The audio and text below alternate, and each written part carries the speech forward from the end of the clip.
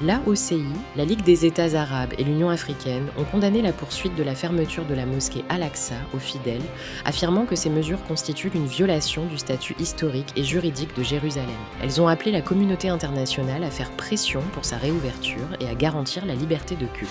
Dans une déclaration, le docteur Amer Eliti, président de l'EOSBU, a condamné la fermeture de la mosquée Al-Aqsa, affirmant qu'elle constitue une violation des droits des musulmans et appelant à une position internationale urgente pour protéger Jérusalem et ses lieux saints. Il a ajouté que les mesures restrictives et les pressions exercées sur les habitants visent à modifier la démographie de la ville, exhortant les médias du monde islamique à intensifier leur couverture et à mettre en lumière ces violations afin de soutenir la résilience des habitants de Jérusalem.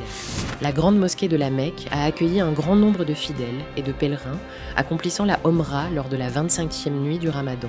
dans un cadre marqué par une organisation précise des foules et des services intégrés qui ont permis l'accomplissement des prières dans un climat de sérénité et de quiétude.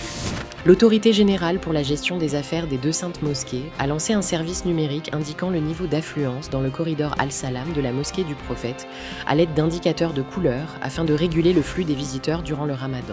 Le groupe des femmes journalistes arabes à Nouakchott a organisé un séminaire culturel intitulé « Les parcours des femmes, expériences en leadership et en créativité » à l'occasion de la Journée internationale des femmes,